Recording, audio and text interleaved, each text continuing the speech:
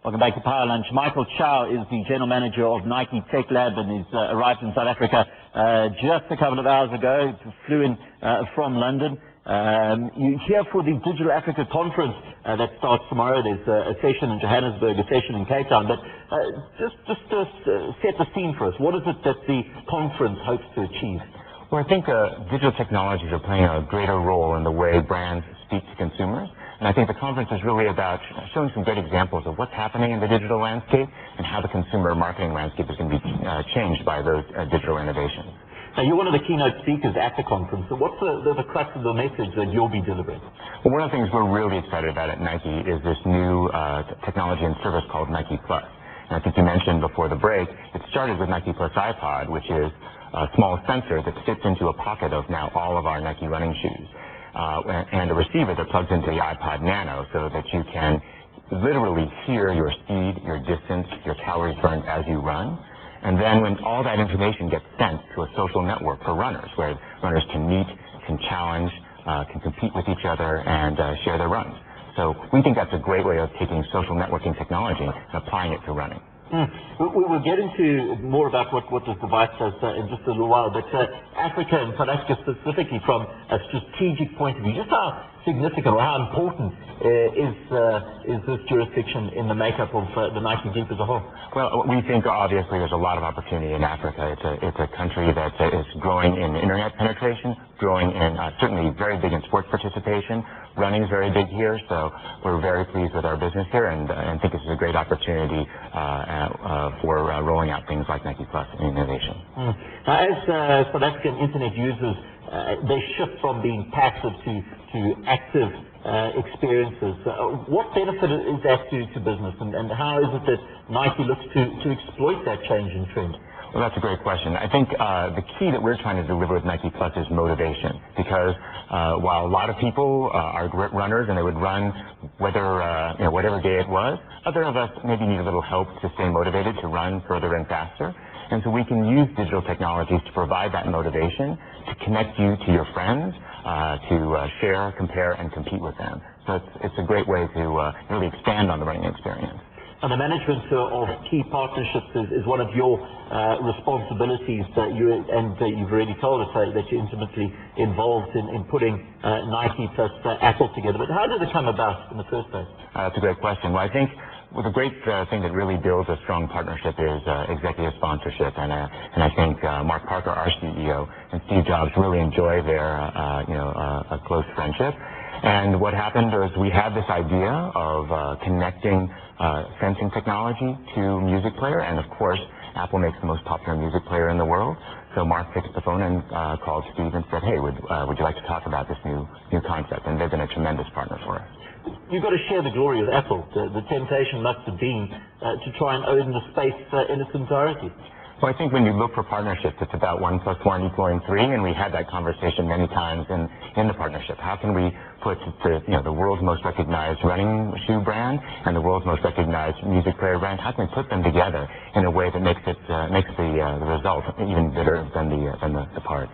I must admit, when it comes to sports and fitness products, I'm a bit of a Philistine. You've already told us about some of the uses, but outside of just being another novelty, another toy, practically, does it make a difference to your runners, to getting their times lower, to competing better and faster? I'll tell you a personal story, and because I started very much like you. I think before I worked on Nike Plus, I ran a total of 15 minutes, and I was not a big runner. But what Nike Plus does is provide that motivation. You can't wait to hear that information about your run and then sync your run and see how you've done and see how you're getting a little faster, you're running more frequently. And that really does keep you motivated to run more. And then when you can connect with your friends on those days and you might say, I'll skip the run today, they're going to be in the back of your mind saying, I better make sure that I get my miles in for this challenge. So it's been great at getting people started running, and it's been great at getting people who do run to run further and faster than they would otherwise. So it spurs them on because when you plug your device into the internet at night, you're able to see what your friends have been up to, whether they've been lazy or not, and that makes a big difference. But social networking is one of these huge phenomenon. South Africa, I'm told, has one of the 8 biggest databases in terms of Facebook. But how do you marry the two? How do you put the two technologies together? Well, for Nike Plus, it's really finding those things that connect runners together. So you can map your running route, and then people find each other and say, hey, there's a person in my neighborhood who runs roughly the same route as me, and I can see they run at roughly my same pace. I'm going to send them a message and say, hey, let's go for a run together. So it's one of the ways we do it. The other is, again, inviting friends or inviting the entire Nike Plus community to compete with you. So we allow you to design a challenge, post that challenge, and say, everyone all into this challenge. And you'll see incredible creativity for people setting up challenges. We have men versus women, countries versus different countries, favorite football teams against each other, dog lovers versus cat lovers. It's quite a mix of what people choose to compete against. But isn't there a danger that it's just one of those passing fads? It's something new, something novel that comes along we haven't seen before, and that in 6 months, a year's time, when the novelty value has worn off things like this, that whole social network, that social interaction starts to fade away. How do you make sure that that doesn't happen? I think you really focus on the needs of the athlete. I mean, there was a time when people thought running was a fad as well, and look at the running market continues to grow. I think if you focus on what actually is meaningful to that athlete, what gets them motivated, what keeps them running, what helps them improve, then it won't be a gimmick or a fad. It'll be something with some staying power. Now, this Nike Plus iPod is nothing new. I've seen that in the shops, but that's a little device that you've got on your left wrist. I've certainly never seen that before. Yes. Is this one of the new innovations that you'll be launching in the not-too-distant future? Yes, a brand new product we're just launching this week. It's called the Nike Plus Sport Band, and it's a small wristband that's really inspired by the Lance Livestrong band, and it has on it a little display so you can run and see your pace, your distance, your calories burned on the display if you don't wish to run with music. Then at the end of your run, you simply unsnap it, and it's a USB drive. You plug it directly into your computer, and all that information is sent to NikePlus.com. So it's another simple, affordable way to get into the Nike Plus community. And a very compact version of what else is on the table.